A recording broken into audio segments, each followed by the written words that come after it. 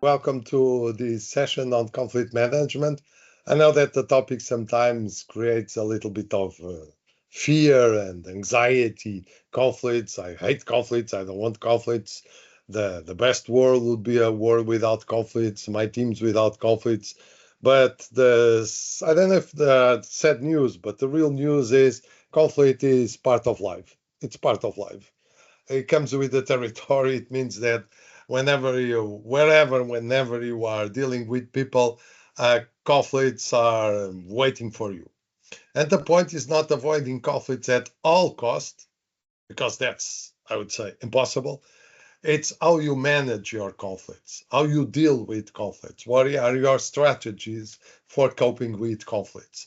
And as it was said during the introduction, conflicts are also desirable, because when we have conflicts, I'm not talking about personal conflicts. I don't like you. That's a little bit more tough, more than a little bit. I'm talking about conflicts. For instance, imagine I have a different idea, you have different style of working. Maybe you are very stern when you give feedback, and I don't like that way so much, so let's talk. So those are the usual conflicts and the conflicts that we can deal. Team building and conflict resolution. And first of all, I would like to share with you an experiment that was performed many years ago during the 90s, and it was called Biosphere 2. I don't know if some of you are familiar with this. Do we have people that are familiar with this thing? Yes, no, nobody? Nobody knows what I'm talking about over here? Biosphere 2? No. Nope. Okay. This was an experiment made in the US, in Arizona, near Tucson, which is a town in Arizona, US. And during 2 years, from September 91 to September 93, 8 people were enclosed inside these premises. The idea was to test, to try to understand if it was possible for humankind to build an environment from scratch, a completely new environment. And it's called Biosphere 2 because it's isolated from Biosphere 1, which is the Earth, our planet. So these 8 people, 4 men, 4 women, were enclosed inside this thing, which is a huge thing, and they had to build everything and to produce everything. Even the oxygen they were breathing, they were supposed to produce that oxygen, because the idea is to have a completely isolated system from planet Earth, from Biosphere 1. So they had different biomes, biospheres, such as a tropical rainforest, an ocean, a small ocean, of course, upper savanna, coastal fog desert, and they were living here. They had rooms and the kitchen, etc. And even the food they were eating was produced by themselves. And imagine those are the 8 people. Fortunately for them, they were not, it wasn't mandatory to use these clothes all the time for their mental health. I would say it would be difficult to be dressed like that for 2 years. This was more or less kind of the formal thing for pictures and formal occasions. So imagine that you are one of these 8 people. You are about to start to enter this thing. They're going to close the door, and the door will be closed for 2 years, 2 full years. What's your main concern? You are one of these people. What's your main concern? What are you thinking about? And that it's creating you some anxiety, some worry, some fear. And let me share with you the words of Linda Lee. Linda Lee, this lady over here on the left, was one of the people that was inside this for 2 years. And in videocast. I call it videocast. I like podcasts a lot, and I listen a lot to podcasts from BBC, the British Broadcasting Corporation. And this one has also some video, some images. So let me give the floor to Linda Lee. I'm gonna jump to that part, which is, I guess, where do we have it? Over here. Give just a sec. It's this one.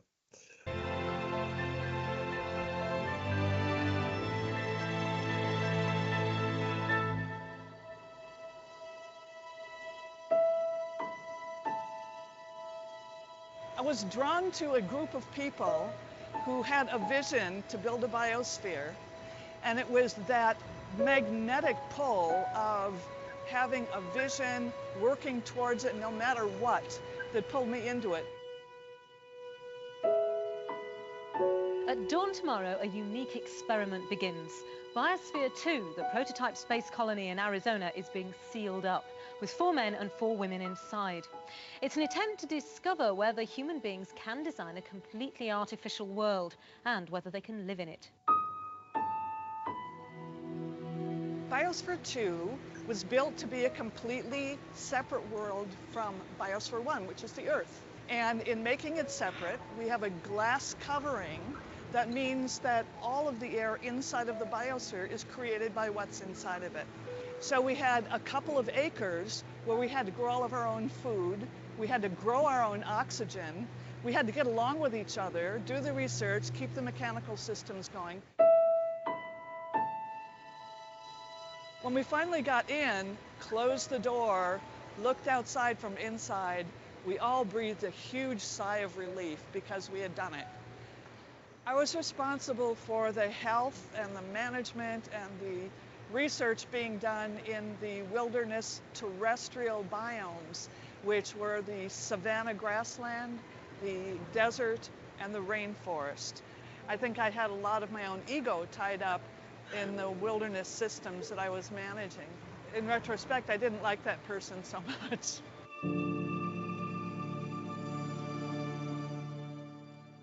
The worst experience, I would say, and the one about which I carry the most remorse, is our relationships with each other. And those became very strained during the latter half of the biosphere. It was kind of a microcosm of the Earth, and that's one of the things that we all have to learn to do much, much, much better. Even if we have really different opinions about something, being able to speak civilly with each other about that. We didn't get to that point for Biosphere 2, but there's hope for Biosphere 1. The other thing that I learned personally, which was so tangible, was being actually a part of the system, not being apart from it, but being a part of it. Just another part in addition to, the plants and the animals and the soil microbes. There's Linda, the human. Their experiment complete, the 8 project members emerged a little thinner, but all in good health after 2 years spent in an elaborate greenhouse. It was really the first time in 2 years, on that day that I stepped out of the biosphere, that I did not see the bars in my vision looking up into the sky, and it felt infinite. If I look at the whole mission of Biosphere 2 for those 2 years, I'll say yes, it was a success. We learned a lot when we had problems. We learned why we had problems. I miss a lot of things about being inside the biosphere. I miss knowing where all my oxygen comes from and being a part of growing the oxygen by growing the plants. I just miss it, period. I miss the lifestyle of going to work in the morning knowing that I was creating a world that supported me and I supported it. It's a beautiful life. It was a very, very beautiful life. When I came across this experiment some years ago, I was fascinated. I was completely taken aback. Wow, what a thing. So I put it on my bucket list to visit the place. Now there's nobody there living. Well, there's a lot of people there, but not people enclosed there. So this February, I had a trip to the US. It wasn't specifically for this thing, but I include this on the program. I was going to Philadelphia, to Wharton, but then I thought to myself, no, that's the time. I'm gonna go to Phoenix, buy a flight to Phoenix, Arizona, drive a car south, and I'm gonna visit the place. So those are my pictures. February 11 this year, very early in the morning. It was a lot of snow, which is strange in Arizona next to the border with Mexico. But the weather nowadays, as you know, does strange things. So there I was visiting the place. This is not Disney. It's not a place made for tourism, but it's a big attraction. It's a big attraction. A big attraction in terms of the thing, but not many people goes there because it's in the middle of nowhere. Maybe I was the first Portuguese ever to go there. Maybe, who knows?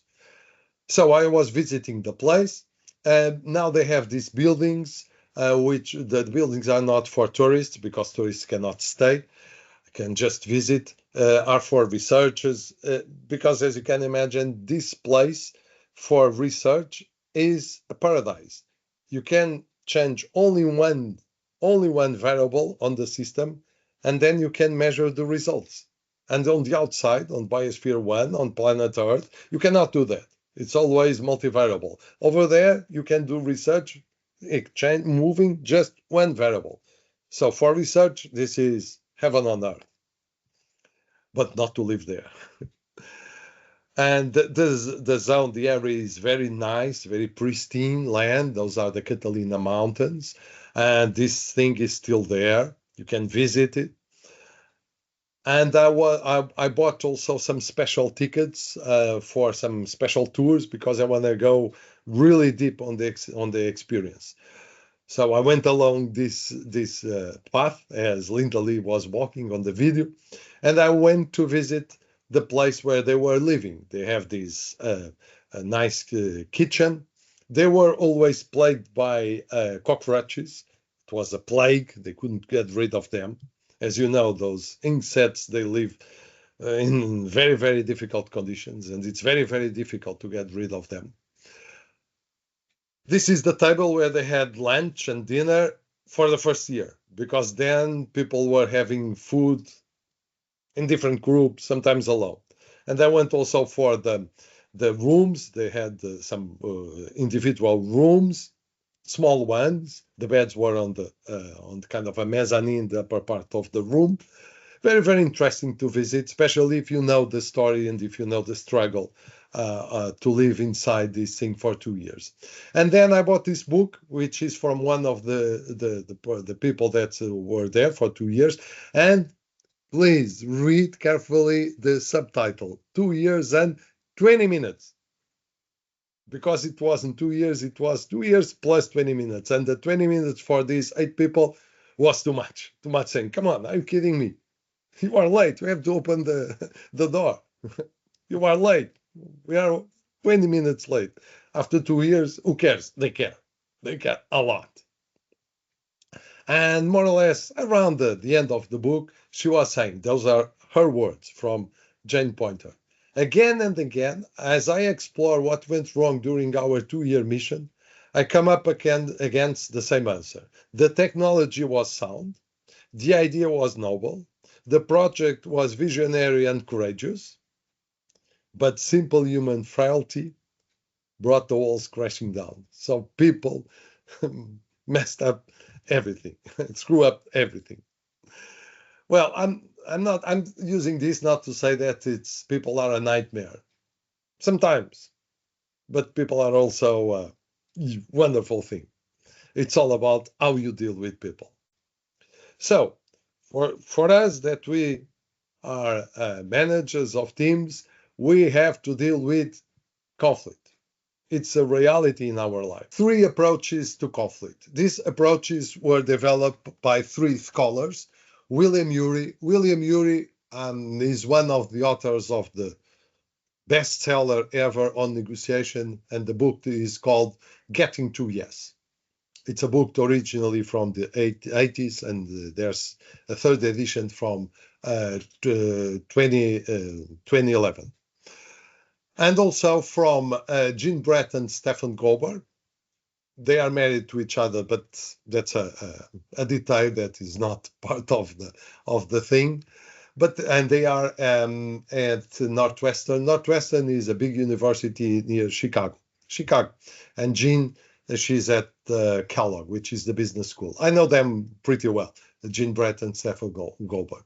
And back in the 80s, they were asked to help some coal mines to solve conflicts, coal mines that had a lot of conflicts. And during those months that they were helping those companies to solve their problems, they came up across, or they realized, it's better to say, they realized that when in a conflict, people tend to use one or more of three alternatives. Either they use power, because I'm the boss, because my country is bigger than yours, because I've been working for this university for 30 years and you arrived 3 months ago, because whatever, because I'm full professor and you are just running the administrative part. And this just is part of the of the demonstration of power. So it's a way. Maybe not the best one, but it depends. Another alternative is to use rights. You go to the law, you go to the norms, you go to fair standards, what is expected from people. And for instance, imagine that you have students there, a student that tends to arrive late.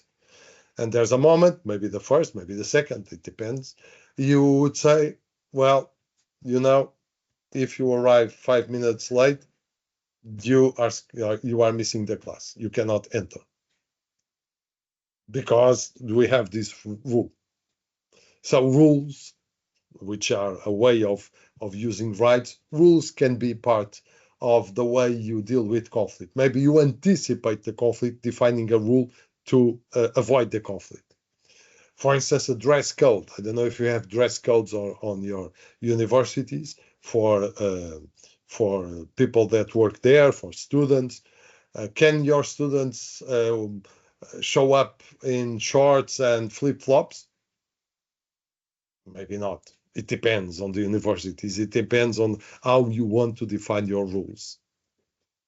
Let me give you an example of when to use rights and power.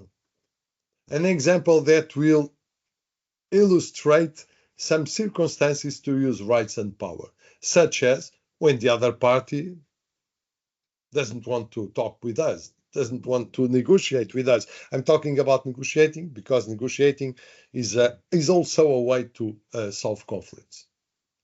When we are almost there, almost at the agreement, but the parties want to show that they have more power, that they have the upper part, that they are in advantage.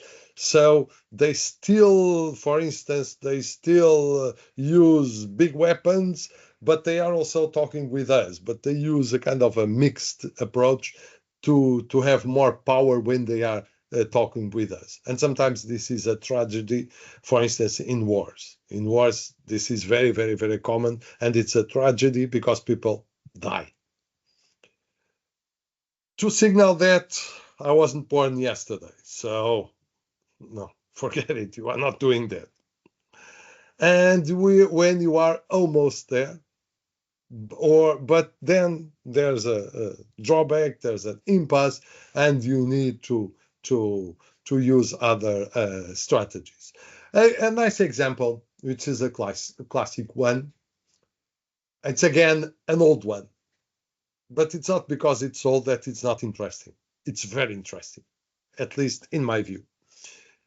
This is back again from the 80s. It was a strike, a very, very famous strike in the US when the air traffic controllers went in strike. And in the US, maybe in Europe would be the same. If we don't have planes, if the air traffic controllers are in strike, planes cannot fly. and it's havoc. It's a mess. And the union for the traffic, their traffic controllers was the Petco. Maybe not anymore. Again, if you want to listen to this, you go to BBC and then they have some things about that. And there are lots of resources about this example. But I would like to share with you what the US president at the time, Ronald Reagan, did. So the idea was this one. They were negotiating for a month. And there was a moment when they reached a deal. But after reaching the deal, it seems that the traffic controller said, after all, we don't have a deal and we want more. You are the US president and now you have a problem. Because if you give in, if you say, okay, I'll give you whatever you are asking, then you have many other stakeholders asking also for more. Stakeholders, why? Because their traffic controllers were public servants. It's not a private venture. No, it's run by the government. So he's the boss. In a very straight to the point, let me put it this way, straight to the point, press conference, Ronald Reagan was dealing with the strike. Let me share with you. The image and the sound is not maybe the best because this is 40 years ago. This morning at 7 a.m., the union representing those who man America's air traffic control facilities called a strike. This was the culmination of 7 months of negotiations between the Federal Aviation Administration and the union. At one point in these negotiations, agreement was reached and signed by both sides, granting a $40 million increase in salaries and benefits. This is twice what other government employees can expect.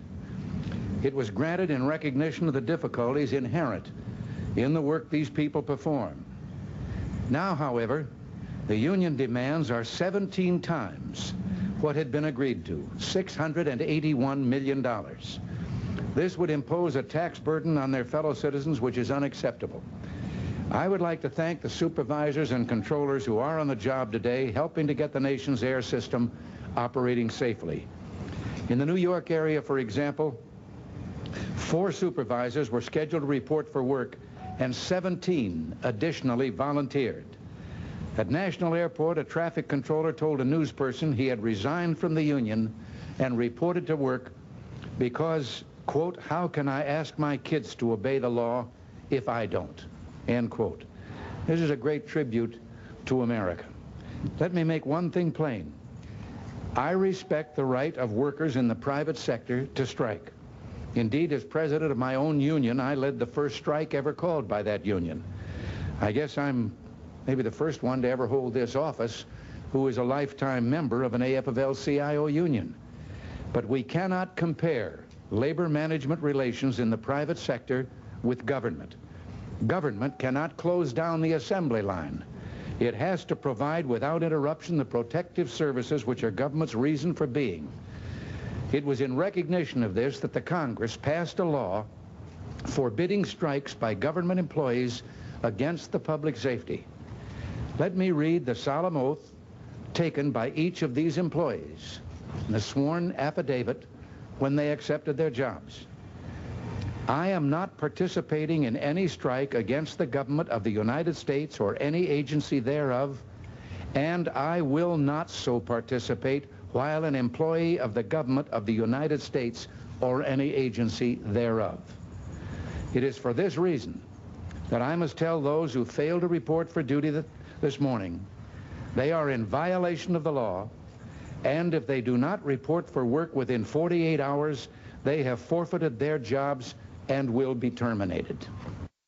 He started saying, we had a deal, giving, and the deal was $40 million increase in terms of salaries, wages, of course, the overall amount, which is twice, double what the other public servants are getting.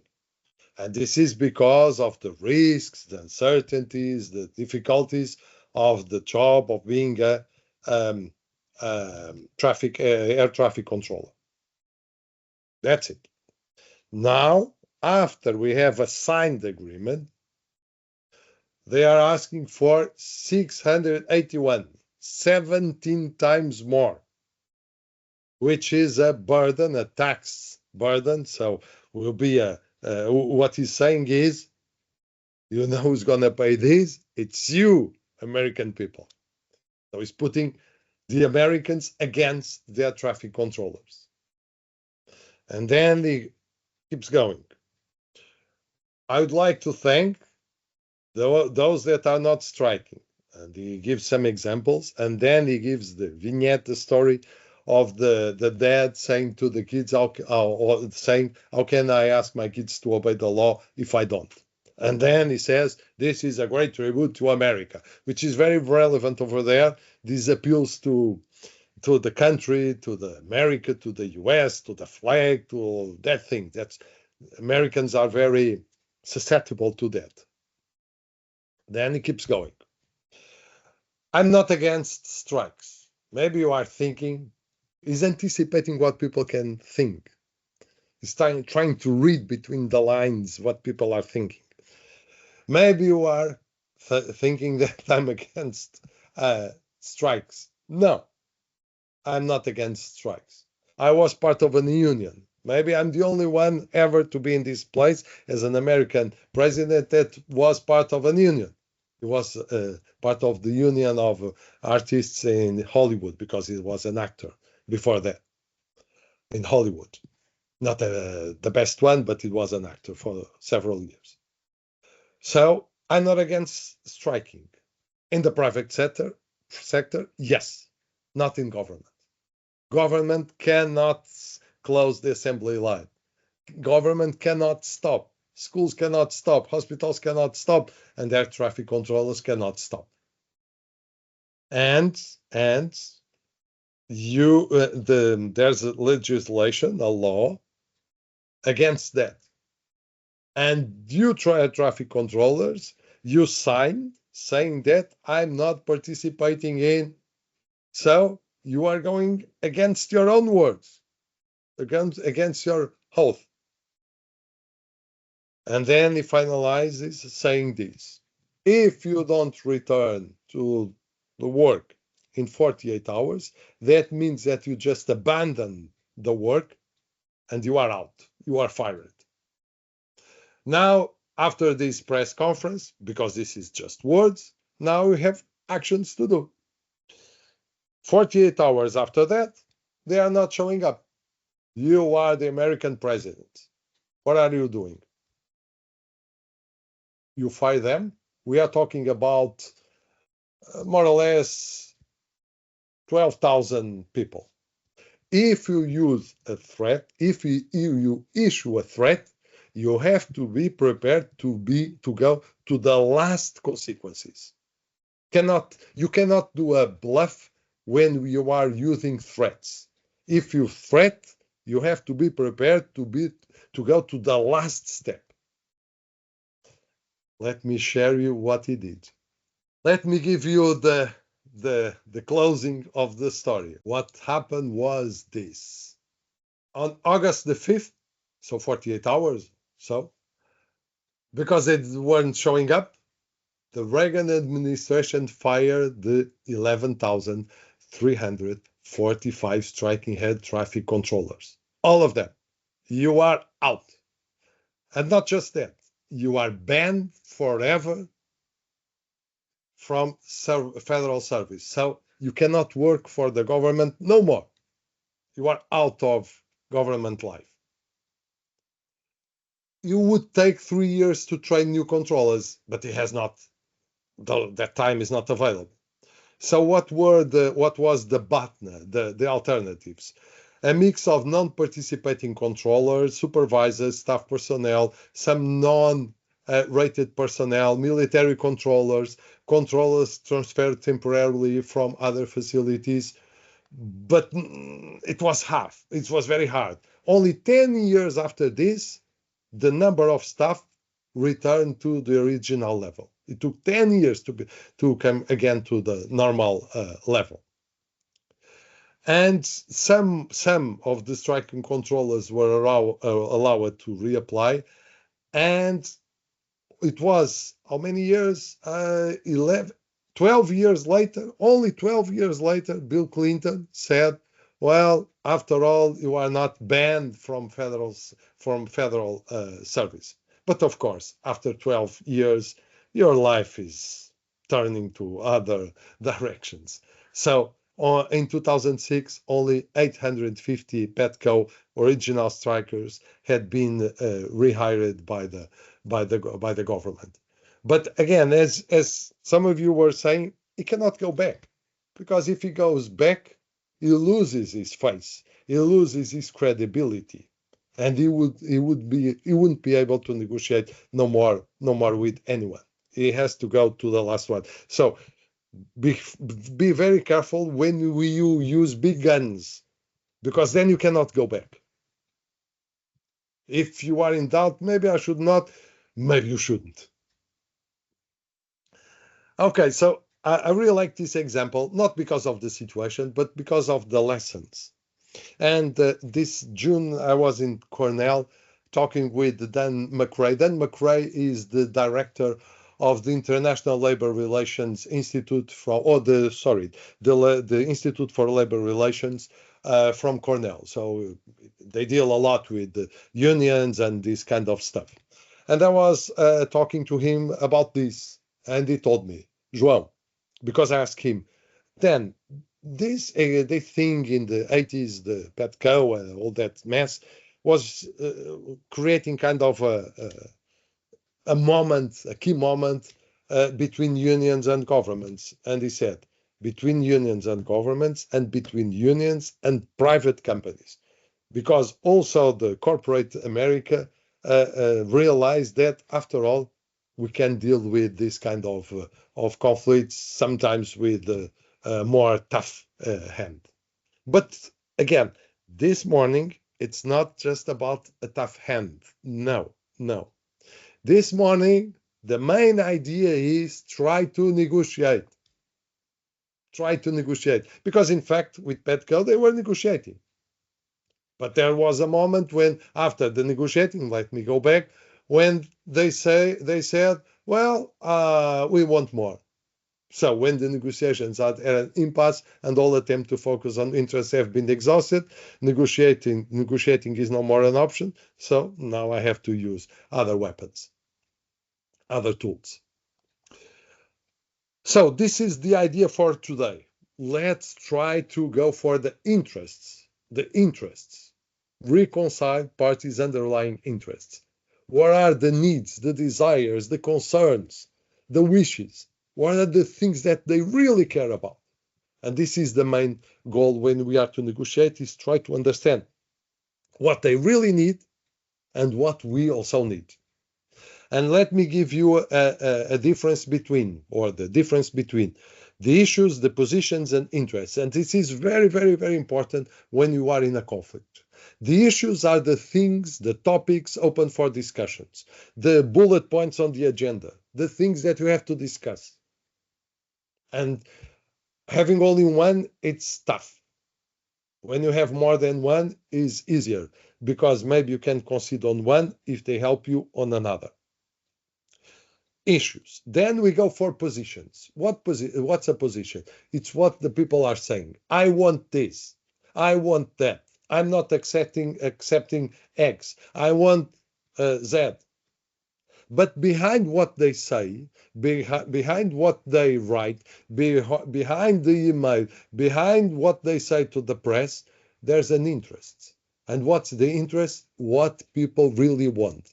And the technique in dealing with conflicts, it's understanding the issues, listen to the positions, but try to dig deeper to the interests. What they really want. It's not what they say, it's why they say it. It's not what do you want, is why do you want, which is what people really want. How do you do it? Listening. Listening here is paramount. And I'll give you some examples.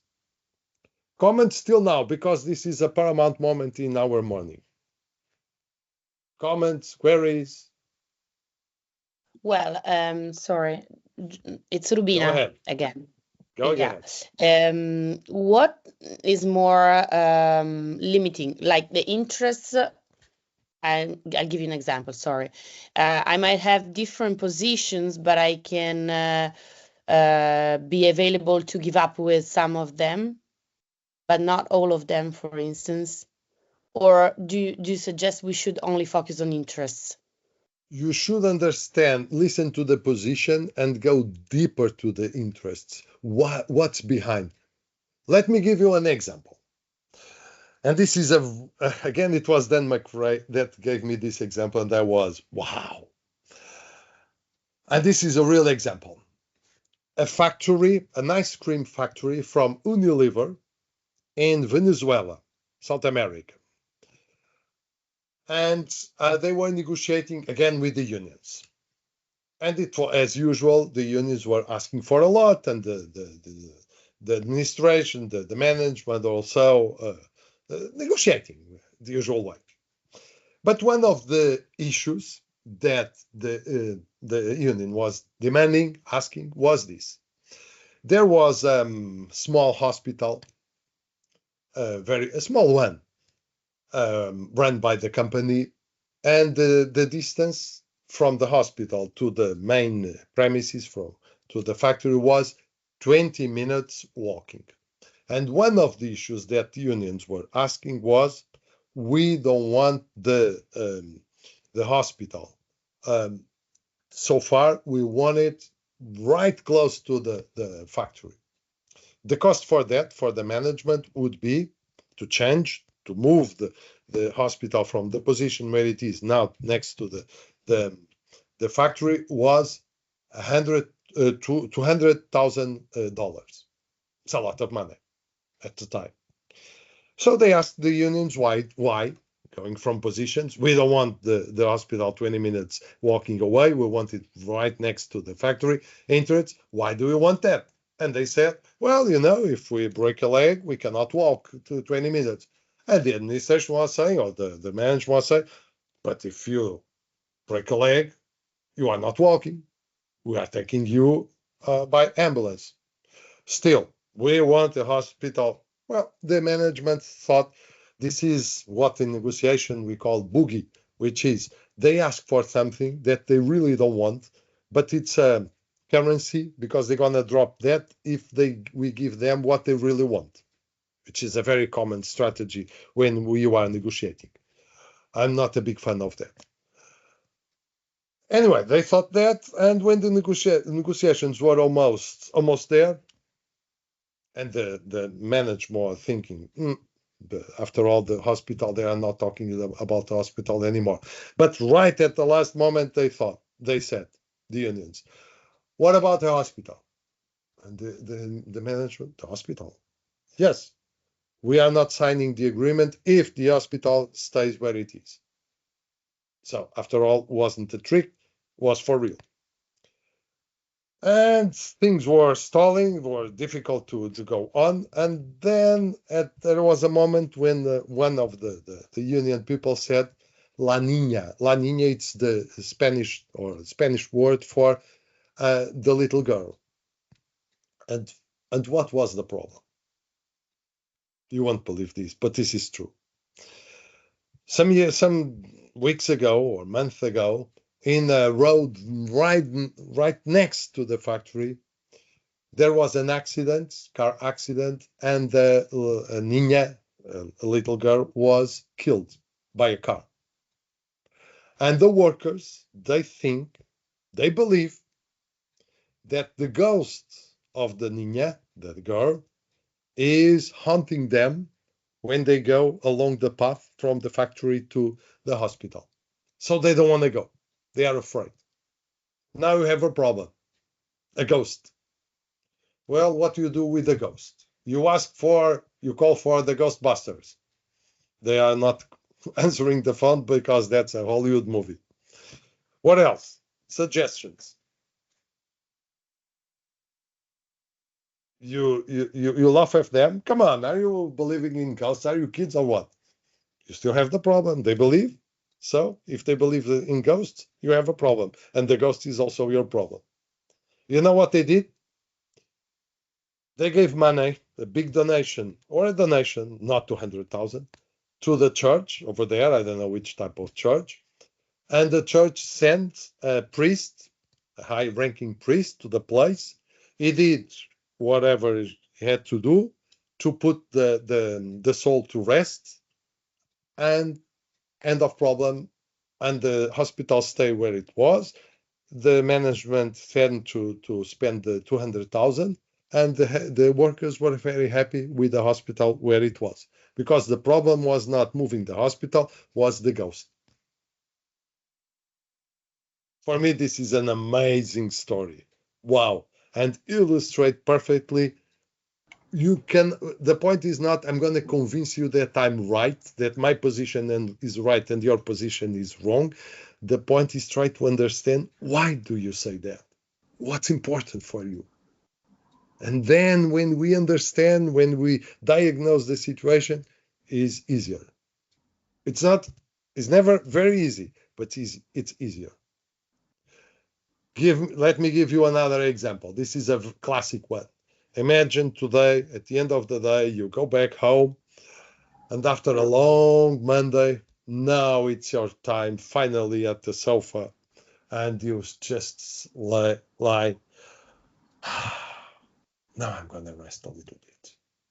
But suddenly, two little girls enter the room because they are fighting for the last orange at home. Do you want to go to the supermarket to buy more oranges? No, you don't. What would you do? Half to one, half to another. Okay, you slice it. Half to one, yes. And you know what happened? One of the girls gave the inside of the orange, the fruit itself, the segments, to the little birds over that they have at home. You weren't expecting that. And you were not expecting at all what the other one did with her half of the orange. She did this. Candied orange peel. You know which part of the orange you need to prepare this? Outside. The outside, the peel. So, for these results, do you think this was a... We don't need it.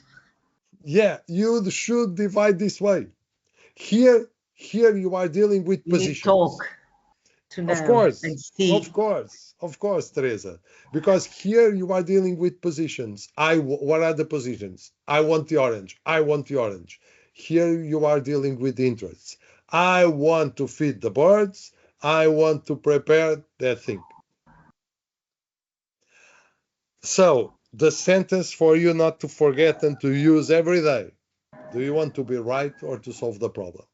And this is a mindset. Do you want to be right or do you want to solve the problem?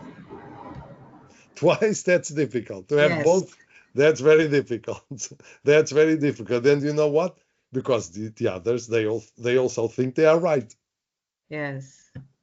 And when we are negotiating, because negotiation is the language that we are talking this morning, the other side could be a person, could be an organization, could be a department, could be a colleague, could be whatever. The other party is not the enemy. The enemy, it's the problem, it's the issue, it's the situation. Always. We are against the problem, not against the others. And this is a very, very important mindset.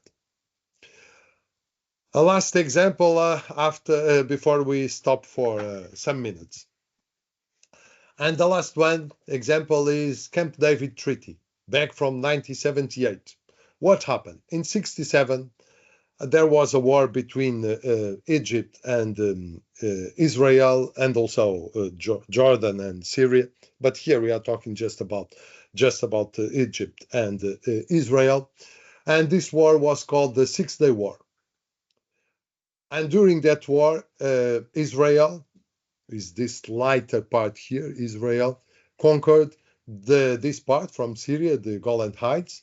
the West Bank of the Jordan River from Jordan, and also the Sinai Peninsula, and also the Gaza Strip, that nowadays where everybody is talking, maybe not for sure not for for nice reasons, but everybody is talking about Gaza, another tragedy.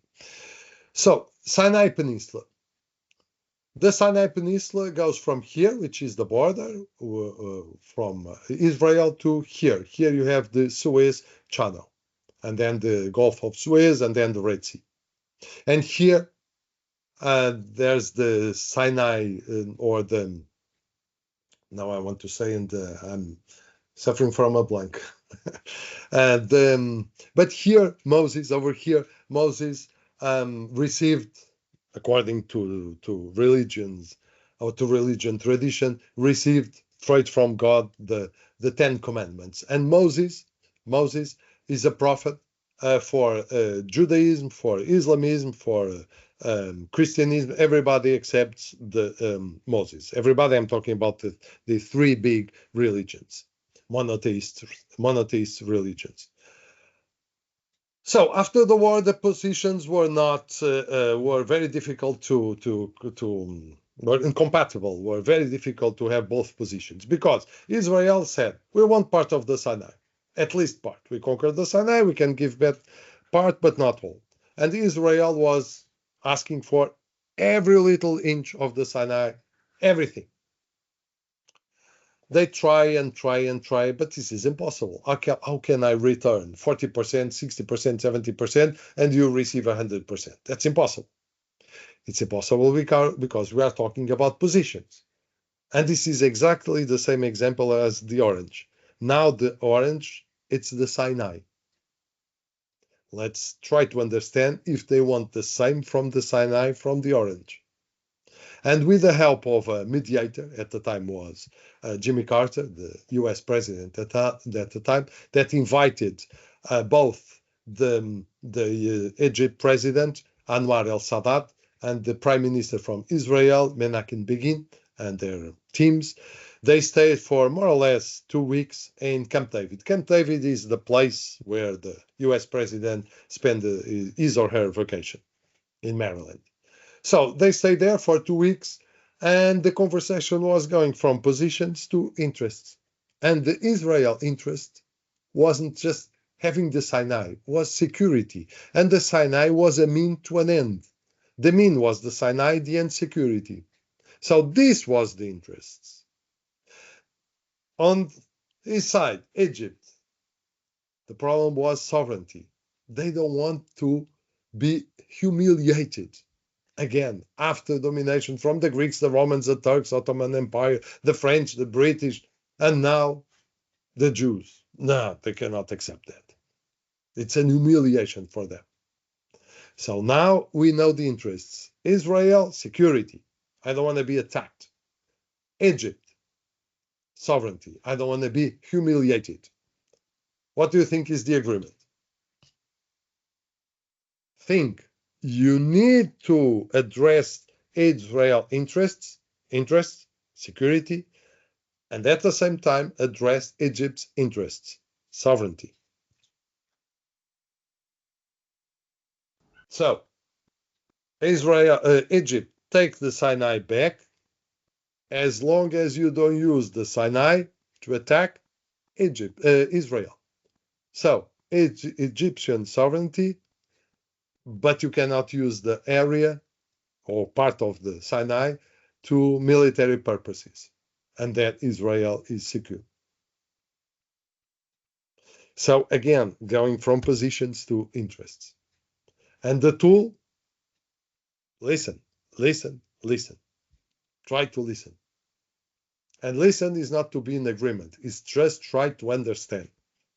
We don't listen to reply, to be against, to debate. We listen to understand, at least in a conflict.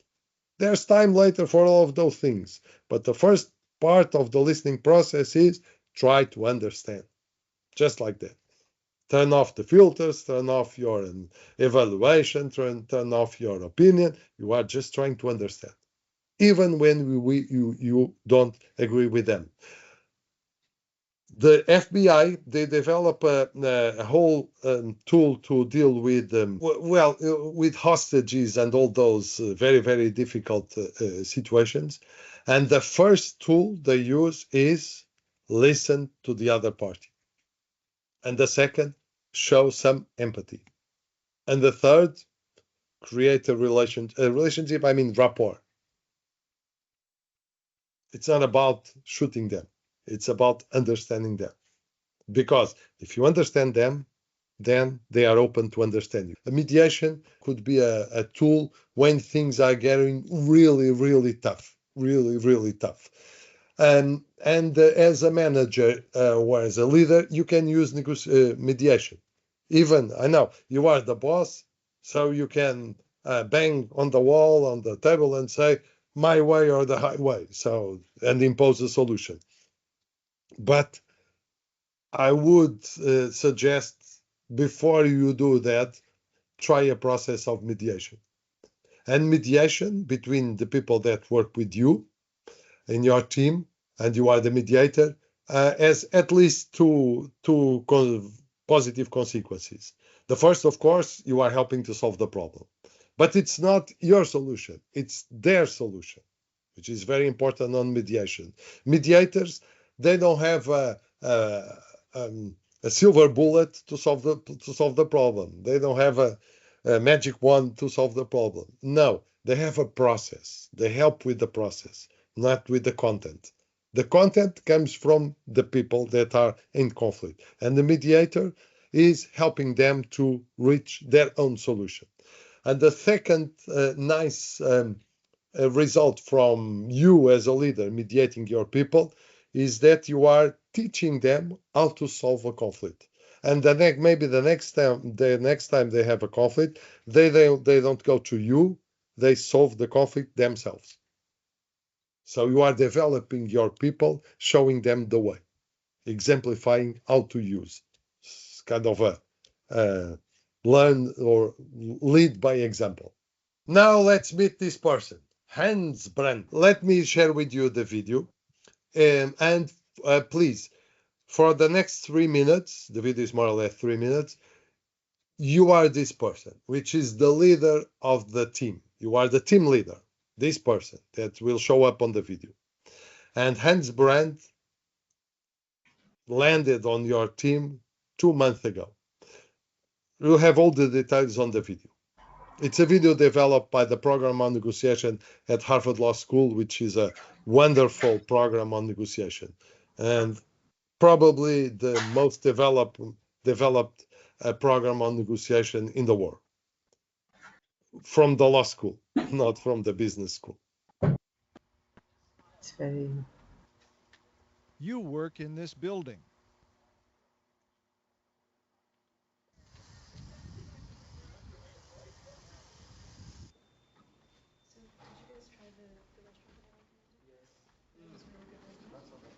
You lead a software development team here in these offices. Since you took the job 2 years ago, your team has developed 3 software programs that have had success in the market. In fact, they've had a very positive impact on the company's bottom line for the last 2 quarters. You believe the reason for your team's creativity and innovation is the spirit of cooperation that you have carefully nurtured since you took over. That coding this one module is going to take up all of my time.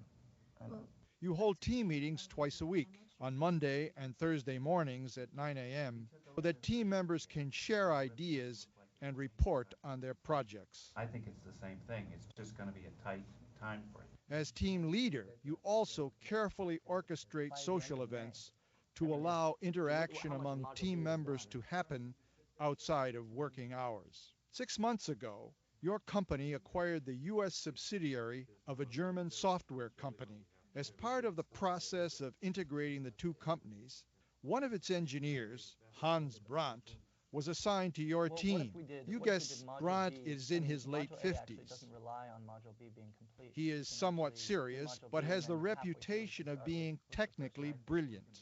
His work so far has been excellent, and his last report to you proposed a highly innovative project idea that your boss has just agreed to fund. Let our team know that. Glad we're all in agreement. You have noticed that Brad has missed several team meetings in the 2 months he has been on your team. When he does attend, he usually sits to one side and says little or nothing. You wanted to see me? Brad has just come to your office to discuss his project. When you tell him that management will commit funds for its development, he seems pleased. Thank you for your support with my project. I'm sure it will work. By the way, I have decided not to go to staff meetings anymore. This new project will take up all of my time, and I think it should have priority. Staff meetings just waste my time. People talk, and they have nothing to say. They need to talk less and think more. They are all very young. In my old company, we never had so many meetings. Please excuse, I need to get back to work. Very nice, Hans Brandt. And now he's bossing you. It seems that is not working for you. It seems that you are working for him because he's dictating the rules. It seems. Around the situation, and now he's in front of you saying, I'm not going to your meetings anymore. My project is the priority. Please excuse, I have a lot to do. And he rises to leave. What would you do? What would you do? And you are this person. You are the team leader. And let me compound a little bit more the problem. The project that was approved by the board, by the people upstairs, is 100% inside his hand. His head, which means that without Hans Brandt, there's no project. So what would you do with the guy in front of you saying, I'm not showing up anymore no more in your in your stupid meetings? Please don't say it aloud. You have five options, and please go to menti.com. I guess you are familiar with menti.com. Let's see what most people would do. There we go. So some people will say, okay, the guy is there, but he's not there because he's just trying to sleep, and being there or not there is the same, so I don't care. The point with the blue is if you allow him to miss staff meetings, then you have a problem with the other three, the rest of the team, that will ask for the same treatment. So it's not bad in terms of him, but it creates a side effect that maybe you don't want to have. Refuse and say, you have to go because I'm the boss. And he can retaliate, and he has a lot of power. The power is, oh yeah, you want me to be in the meetings? Okay, I'm going to be in the meetings, but the project, you're going to develop the project because I'm not developing the project anymore. But I need him to develop the project because I cannot do it. And I said to the boss, to my boss, to the people upstairs, that we're going to have this project. The green is a very attractive one. Very, very attractive. It's a temptation. Why? Well, he goes to 1, and that's it. Do you think he likes to go to 1? Maybe not. Maybe he wants to go to 0. And do I want him to go to 1? No, I want him to go to 2 meetings. And the others, when they see that the hands just arrive and is more than them, because the hands can go to 1 and they have to go to 2. So maybe it's a lose-lose-lose. Everybody's unhappy with the green. And I'm going to tell you this. The first time I saw this video, the first time I was using the video, my initial reaction was, I'm going to do the blue. And then I have a problem with the rest of the team. Okay, I'm going to do the pink. But then he's going to retaliate. Okay, compromise. But here compromise is lose-lose-lose. So maybe a good idea is to use the red and the yellow. I know I'm not being fair because you could pick up only either the red or the yellow. What's the idea here? Imagine that you use the red to win some time, to have time for two things. The first is to cool down, calm down, because maybe I would be mad with the guy in front of me saying this. And when we are mad, we tend not to think, but to react, and not in the best way. Mad, I mean mad in anger. And then the second thing that I can use the red for, the time that I'm using, the first to cool down, the first thing, the first objective goal, the second to devise a strategy, to plan, and then use that plan for the yellow. But I know you could pick up only one. So again, I'm not being fair. The way you say the red is very important. If you say, okay, Hans, about the meetings, we talk later on. Then he thinks it's done and no more meetings for me. But if you say this way, Hans, about the meetings, and if you want to be more strict, you can say, about my meetings, tomorrow, 3 p.m. sharp in my office, we're going to talk about that. Then for Hans, he would conclude that the conversation is still to start. And on the first way I was doing it, the conclusion for Hans would be the conversation is over. And you don't want that. And if you have that time to cool down and to prepare, then you can have the conversation maybe later on. But some of you would do it, the conversation on the spot, on the right moment. Yeah, it's an alternative. If you think you are prepared and calm enough. We have to listen to what he's saying and also to what he's feeling. Listening to the content and listen to the feelings it's called empathy.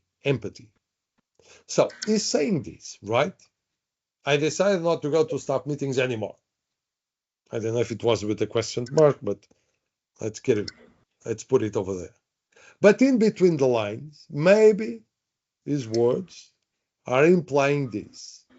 I don't feel part of your team. My status is not being recognized, and my experience is not being used. The others on the team, the young guys, don't have my high level of experience, so they have nothing to teach me. It's his perception. I'm not saying he's right or wrong. It's a perception. I'm gaining nothing from attending staff meetings, so I'm just losing time.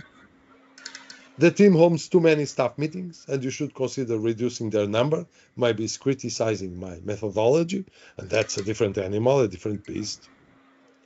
And you are not an effective manager because of all the meetings we carried off. Oh boy, if you want to go that avenue, then the conversation will be really, really difficult. Let's go even deeper for the causes of the situation, the root of the problem. Maybe cultural differences. Well, sorry, there's someone maybe using the keypad, I don't know, but there's some sound on the background. If you please turn off the microphone. We are 88, so 87, so only one that forgets to turn off the microphone. It's a problem for everybody. Cultural differences. Here I don't know if we have people from all the universities of our consortium, but theoretically we have people from Germany, Spain, Estonia, Portugal, Slovenia, France, Poland, Bulgaria, Italy, Lithuania, and who knows? So lots of cultures, different cultures here in this webinar. And it seems that Hans Brandt is German. Maybe. It seems. I'm not sure. Maybe there are some cultural differences if I'm American and you are German. Or if I'm Portuguese and you are Spaniard. Or if I'm from France and you are from Poland. Or even if I'm from Bulgaria. Do we have someone from Bulgaria today? here in our webinar? Bulgaria? Yes. Yes. Who are you? Please tell us your name. My name is Neno. Okay. Neno. No. Okay. Let me ask you this. Is it true that in Bulgaria, when you say yes, you do like this, and when you say no, you do like this? Yes, it is the other way around. Imagine the rest of us from the different countries. Your country for us, it's a mess. It's a mystery. But you know, of course, you know that all the others do the opposite way, right? Yes. And it is very rare, maybe in home situations, that you will also be completely silent. So just nodding is a very rare thing. So it will go with a negative sound or something. So there's a hint usually. So that is what baffles and amazes people, because we make a sound of no, but we still nod as in yes for the Western. So it's a mess. For instance, in Greece, it seems that the no goes like this in Greece, but with this sound. So you toss the head up and you do this sound. This means a no. Yes, also, we have the same sound, yes. Okay, and Italy, the south of Italy, south of Rome, you also do like this. But the north part of Italy, you do like this. Right, Italian people? Right. And Right. but it depends on if you are from the north or the south part of Italy, right? Yes, right. So it's so interesting. But this is just the shallow part of the differences. There's also the more profound differences, which is the mindset, how we think. Hofstede, a guy from nowadays the Pays-Bas, right? Low level. How do you say? Low countries, right? I don't know why not Holland nowadays, but well, someone will explain why not Holland, but not today. But anyway, Hofstede, Gerst Hofstede, and he was saying that culture is the software of the mind, the software of the mind, and I like that. We have different softwares, and the English is not enough. English is not enough to have to put everybody with the same software. And let me share you my favorite video. It's 2 minutes about cultural differences. You might be a star negotiator in your own country, but in today's global economy, your skills may not automatically translate to other cultures. For instance, in some cultures, it's entirely appropriate to show emotion during a negotiation, to raise your voice, laugh passionately, or even put a friendly arm around your counterpart. In others, this much expression not only feels intrusive or surprising, but may be viewed as immature or unprofessional. Then there's open disagreement. Negotiators often assume that more expressive cultures are also more confrontational, but that isn't always the case. In some countries, such as France and Israel, emotions pour out, including disagreement. But for other very expressive cultures, such as Brazil, Mexico, and Saudi Arabia, open disagreement could be seen as insulting. Some less expressive cultures, such as Denmark, Germany, and the Netherlands, see open disagreement and debate as positive and necessary, as long as it's expressed calmly and factually. Others tend to be both less emotional and non-confrontational, which means you'll have to be especially attuned to subtle cues for both positive and negative responses. It's also important to learn how others build trust. There are two distinct types, cognitive and affective, and in a business setting, the dominant type of trust varies from one culture to another. Cognitive trust is task-based. It comes from the head and is built on your counterpart's accomplishments, skills, and reliability. American culture offers a good example of this kind of trust. In the United States, getting too emotionally close to a business counterpart is seen as unprofessional, and mixing the personal and professional is seen as risky. Affective trust is relationship-based and comes from the heart. It arises from the feelings of emotional closeness, empathy, and friendship that are developed gradually through sharing meals, evening drinks, and coffee breaks. In China, for instance, negotiators are unlikely to trust their counterparts until an effective connection has been made. Adapting your negotiation approach accordingly will help you get to yes, or sí, ja, oui, hi, and da. So, what do we have on the video? This, and well, I'm Portuguese, 100% Portuguese. Where do you think the Portuguese are in terms of showing emotions? And the Portuguese in this meeting, please shut up. Just for non-Portuguese, this question. Where do you think the Portuguese are in terms of emotionally showing emotions and confrontational or avoiding confrontation? So please tell us, the Portuguese, what are our neighbors? Are we over here, over there, over there, over there? What do you think? In between Spain and Italy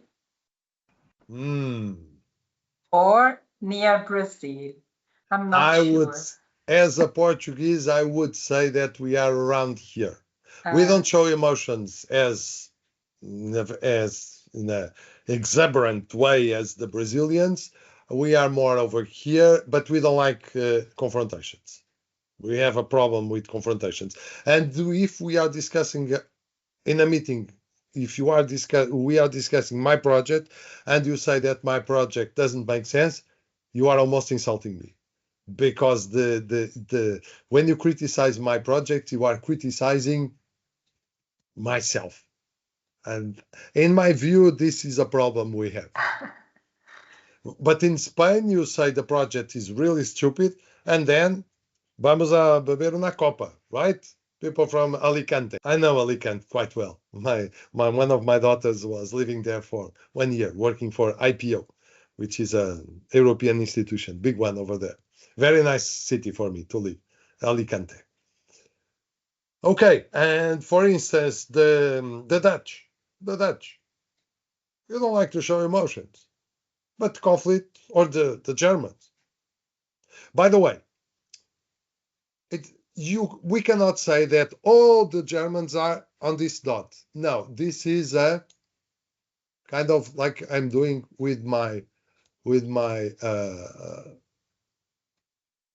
see the arrow. It's like a distribution, a normal distribution. So some Germans are over there, some are over there, maybe some are over there, maybe some are over here, and maybe some are over there. Not very common, because cultures are a prototype, not a stereotype. When you stereotype, you risk to be wrong, and you risk to insult the other person. Nobody likes to be stereotyped, because I'm a person. I'm not a culture. I'm not a country. I'm a person with my personality. And my personality differentiates me inside my own culture. It's my individuality. But culture gives you a first approach how you can deal with people from different countries. And also this one, very interesting. Here, cognitive trust. I trust you because you said really good things, maybe technical opinions during the meeting. Affective trust. I trust you because during the coffee break, we had a really nice interaction talking about whatever, soccer, whatever, food, restaurants, places to visit. So the point is where you start the process of building trust. In some cultures, you start in a more professional way, your deeds, your accomplishments. Other countries is more about the relationship. And Portugal, definitely we are over here. We need to know you. If we don't know you, it's hard for us. But for instance, a person from Norway, stereotyping again, would not trust someone that is very close and try to touch physically. And for us, if you keep your distance and if you avoid touching, and for us, this is a difficult person. But it's all about cultural mistakes, cultural misunderstandings. So cultural differences could be one of the causes of the situation. And again, English is not enough, is not enough. Maybe generational differences. Some of you, I'm 59, so I'm old compared to some of you. And for some of you, it's very, very, very, very important to have at least 2 days remote. But for some people at the age of 60, they don't want that. They don't want to stay at home. They need the colleagues. They need to go out to feel alive. Some, come on, every day going to the office. I don't want that. 2 days at least on Zoom. At least 3 would be perfect. 4 even better. I don't know if we have rules about that, but it's a big issue nowadays when you are dealing with younger generations, younger compared with myself. So Hans Brandt now is working with young people is lost. Not a little bit. Is a big bit lost. Professional differences coming from a different organization. They have different ways. Not better, not worse, just different. Yes, someone is talking to the others, turning the back to Hans Brandt during the meeting. Yeah, 2 months. And the project leader does nothing to integrate Hans. Is waiting for the thing to solve on their own. Won't happen. Maybe he's a difficult person. But if you start over here, if you tag him as a difficult person, if you label him as a difficult person, then he will be a difficult person, at least for you, in your perception. And sometimes we think the person is difficult. But there's a question that we have to use for ourselves. Is the person difficult, or is the person in a difficult situation? Because a difficult person is different from a person in a difficult situation. Maybe myself on the same situation, maybe I would react exactly the same way. And I don't consider myself as a difficult person, but that's a difficult situation. Let's go back to the interests. Interests again. The worries, the needs, the things that people really want. Hans want this, and the team leader wants this. Can we find some common ground? Yes. We are not in opposite fields. This is not a war. It's against the problem, not against Hans. So, some ideas. And we are approaching the end of our webinar. Find a team member who may usefully influence Hans. So, outsource the solution. I have to confess it is not my favorite one, because as a leader, I have to do it myself. But sometimes this is a good way to do it. This is more hard, saying, I have support for the first part of the project. If you are not showing up on the meetings, it's over. But I wouldn't start over here, because this is power. I like this one. What's the problem? Takes time. And you don't have that time. Okay, you can do this on the long run or medium run, but you need some immediate actions. For instance, this one. On the next staff meeting, you, Hans, gonna make a presentation about your new project. Now there's a goal for him on being on the meeting. Also, I want your input for the agenda, involving him beforehand. Maybe he needs this. Maybe he needs this special role.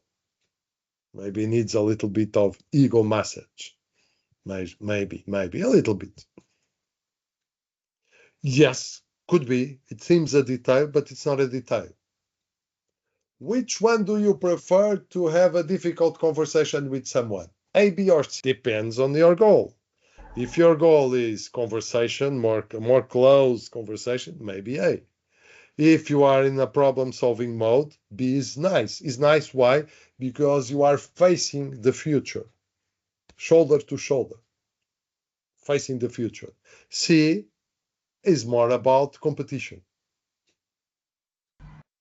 And the dotted line is the border between your territory and the other party territory. And some of you don't like this because you prefer, instead of rectangular tables that put people on a more self-centered mindset, some people prefer a round or kind of round table because it puts people on a we mode instead of a I, me mode. So if you want collaboration, cooperation, maybe this table, I would say it's not maybe, this table would be better than this one if you want cooperation. My own recipe for you trying to solve this, I would use a blend of these four inside this rectangle, these four. And this one, this one takes time, as I said, and this one should be me. I cannot do, again, you outsource the problem. And this one is more strong, maybe if things are not working later on, not starting over. I hope you don't have many Hans brands. Well, you don't have many of this behavior, not Hans brand, this behavior. You cannot fix people. You can change the behavior, but you cannot change the person. You cannot fix people. We are not there to fix people. We are to try to move to a more functional behavior. It's not about the person, it's about the behavior. Let's close our webinar. And I'm quoting the book where many years ago, William Ury, Bill Ury, Jean and Stefan, they presented for the first time the model power, rights, interests, and they close the book saying this. Our basic proposition is that in general, it's less costly and more rewarding to focus on interests than to focus on rights, which in turn is less costly and more rewarding than to focus on power when in a conflict, in a dispute. So what's the point? The idea? To encourage the parties to resolve disputes, conflicts, by reconciling their interests using a negotiation approach, focused on interests, wherever it's possible, and where it's not, and then use low-cost methods, first using rights, and if it's not working, at the last resource, power. So the process is, start with interests, is not working, try rights, it's not working, well, use power. Unfortunately, what we see around us in a conflict, people start where? Power. It's not working. They go to rights. And as a last resource, let's sit and let's talk.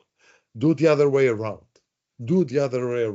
Start by giving the first opportunity to negotiation. If it's not working, then to use rights, and then there's a last resource, power. Okay, folks, it was a pleasure. I wish you the best for your conflicts, and don't forget, it's about how you deal with conflicts. It's not about ending conflicts forever. No.